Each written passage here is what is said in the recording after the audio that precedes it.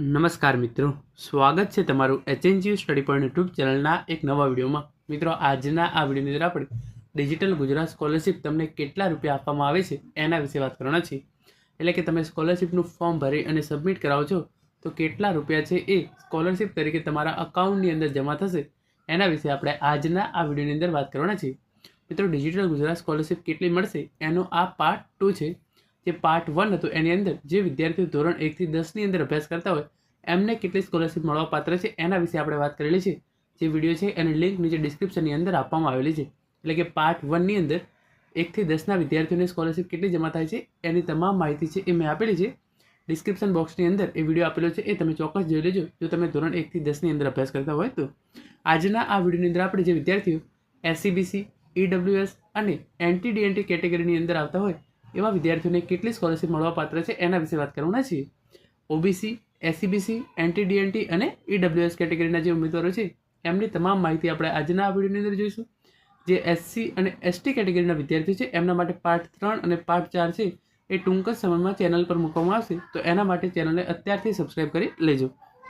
તો હવે શરૂ કરીએ આજનો આ વિડીયો. તો તમે જોઈ શકો છો એ પ્રમાણે જે OBCના વિદ્યાર્થીઓ માટે જે પહેલી સ્કીમ છે PM SSB post matric scholarship for OBC, EBC and DNT student.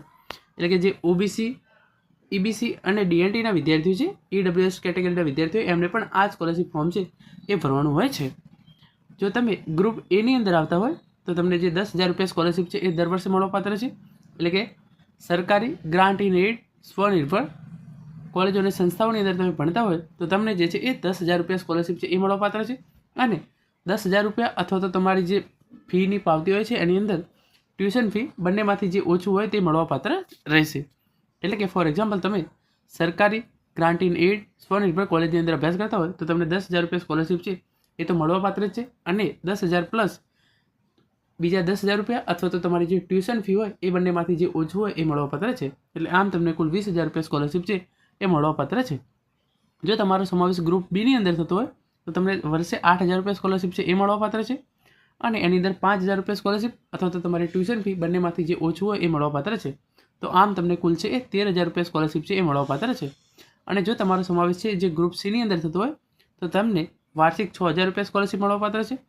અને એના ઉપર વધારાના 2,000 રૂપિયા અથવા તો તમારી ટ્યુશન ફી એ બંનેમાંથી જે ઓછું થતું હોય એ મળવાપાત્ર છે. આમ તમને 8,000 સ્કોલરશિપ છે એ મળવાપાત્ર છે. આ વાત થઈ ગઈ કોલેજના વિદ્યાર્થીઓ, સરકારી ગ્રાન્ટ ઇન એડ અને સ્વનિર્ભર કોલેજો અને સંસ્થાઓ માટે.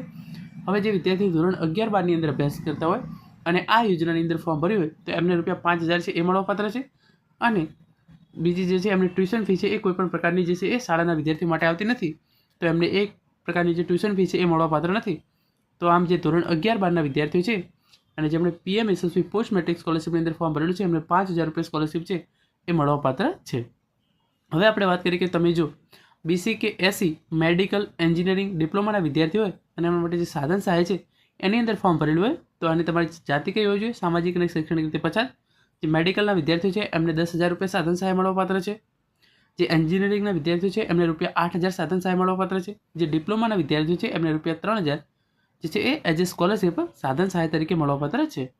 સાધન ખરીદી કરીને બિલ તમારે રજૂ કરશો ત્યારે તમને જે આ સ્કોલરશિપ છે એ મળવાપાત્ર છે. હવે આપણે વાત કરીએ કે તમે BC કે 79 મેડિકલ, એન્જિનિયરિંગ વિદ્યાર્થીઓને ભોજન બિલ સહાય આ યોજનાની અંદર ફોર્મ ભરેલું હોય તો તમને વાર્ષિક 15,000 રૂપિયા ભોજન બિલ સહાય તરીકે ચૂકવવા પાત્ર છે. પછી ચોથા નંબરની સ્કોલરશિપ છે DNT2 મેડિકલ એન્જિનિયરિંગ વિદ્યાર્થીઓને ભોજન બિલ સહાય. તો તમે જો વિચરતી વિમુક્તિ જાતિમાંથી આવતા હોય અને તમે DNT2 આ સ્કોલરશિપ યોજનાની અંદર ફોર્મ ભરેલું હોય તો તમને રૂપિયા 15,000 વાર્ષિક સ્કોલરશિપ છે એ મળવાપાત્ર છે. તમને એક સાથે 2 યોજનાનો લાભ પણ મળવાપાત્ર છે.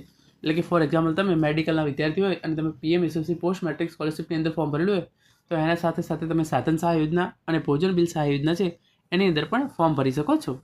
પછી જે 5મા નંબરની યોજના છે BC કે 98 MPhil અને PhDના વિદ્યાર્થીઓ માટેની ફેલોશિપ યોજના. તો જે OBC કેટેગરીના વિદ્યાર્થીઓ હોય એમના માટે જે છે એ આ યોજના છે એ મળવાપાત્ર છે. અને અનુસ્નાતક પછીના કોઈ પણ અભ્યાસક્રમ માટે એટલે કે તમારું પોસ્ટ ગ્રેજ્યુએશન છે એ પૂરું થઈ ગયું હોય અને એના પછી તમે જે છે એ PhD અથવા તો MPhil કરતા હોય તો તમને જે છે આ સ્કોલરશિપ મળવાપાત્ર છે. MPhil માટે તમને દર વર્ષે 25,000 રૂપિયા સ્કોલરશિપ અને PhD કરવા માટે તમને દર વર્ષે રૂપિયા 1,00,000 સ્કોલરશિપ છે એ મળવાપાત્ર છે. હવે પછી એના પછીની જે 6ઠ્ઠા નંબરની યોજના છે તમે જોઈ શકો છો જે 6થા નંબરની યોજના છે BCK 8-1C doctor Baba Saheb Ambedkar અને ઇન્દિરા ગાંધી ઓપન યુનિવર્સિટીમાં અભ્યાસ કરતા વિદ્યાર્થીઓને શિષ્યવૃત્તિ.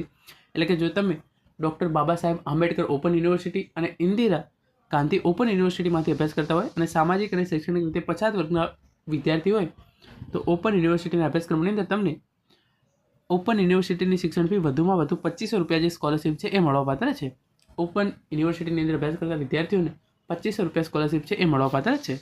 અને એના પછી જે 7મા નંબરની યોજના છે તમે અહીંયા જોઈ શકો છો BCK 325 સ્વનિર્ભર કોલેજમાં અભ્યાસ કરતા વિચરતી વિમુક્ત જાતિના વિદ્યાર્થીઓને શૈક્ષણિક સહાય. એટલે કે જો તમે વિચરતી વિમુક્ત જે જાતિ છે એની અંદર આવતા હોય અને કોઈ તમે પ્રાઇવેટ કોલેજની અંદર અભ્યાસ કરતા હોય તો તમને વધુમાં વધુ રૂપિયા 50,000 સ્કોલરશિપ છે એ આ યોજના અંતર્ગત મળવાપાત્ર છે. જે વિદ્યાર્થીઓ DNT કેટેગરીની અંદર આવતા હોય એમણે ચોક્કસ આ યોજનાની અંદર જ અપ્લાય કરવું જોઈએ, કારણ કે એમને રૂપિયા 50,000 સુધીની સ્કોલરશિપ છે એ મળવાપાત્ર છે. અને જે વિદ્યાર્થીઓ ધોરણ 11-12ના હોય એમને સાથે સાથે જે સાયન્સ પ્રવાહના વિદ્યાર્થી હોય એમને ટ્યુશન સહાય યોજના છે એ પણ આપવામાં આવે છે. ધોરણ 11 વિજ્ઞાન પ્રવાહની અંદર અભ્યાસ કરતા હોય તો તમને દર વર્ષે 15,000 રૂપિયા, અને તમે ધોરણ 12 સાયન્સની અંદર અભ્યાસ કરતા હોય તો પણ તમને દર વર્ષે 15,000 રૂપિયા જે છે એ આપવામાં આવે છે. ખાનગી ટ્યુશન ક્લાસીસ વિદ્યાર્થીઓ ધોરણ 10માં 70% કે તેથી વધુ ગુણ મેળવેલા હોવા જોઈએ. એટલે કે તમે ધોરણ 10ની અંદર 70% કે તેથી વધુ ગુણ મેળવેલા હોય તો તમે PMSSB પોસ્ટ મેટ્રિક સ્કોલરશિપના સાથે સાથે ટ્યુશન સહાયની આ યોજના છે એની અંદર પણ ફોર્મ ભરી શકો છો, જેની અંદર તમને ધોરણ 11ની અંદર દર વર્ષ 15,000 રૂપિયા અને ધોરણ 12ની અંદર રૂપિયા 15,000 છે એ સહાય ચૂકવવામાં આવે છે. તો મિત્રો આ હતો આજનો વિડીયો, જેની અંદર આપણે SCBC, EWS, EBC અને DNTના વિદ્યાર્થીઓ છે એમને કેટલી સ્કોલરશિપ ચૂકવવામાં આવે છે એના વિશે વાત કરી છે. મોસ્ટ ઓફ તમામ વિદ્યાર્થીઓ જે છે એ OBC કેટેગરીના તમામ વિદ્યાર્થીઓ PMSSB પોસ્ટ મેટ્રિક સ્કોલરશિપ છે એની અંદર જ ફોર્મ ભરતા હોય છે. તો તમને એની અંદર રૂપિયા 20,000, રૂપિયા 13,000, રૂપિયા 8,000 અથવા તો રૂપિયા 5,000 સ્કોલરશિપ છે એ મળવાપાત્ર છે. તો આ હતો આજનો video. Thank you so much for watching. અને તમારા કોઈ પણ પ્રશ્નો હોય તો તમે નીચે કોમેન્ટ કરીને જરૂરથી જણાવજો. Thank you so much.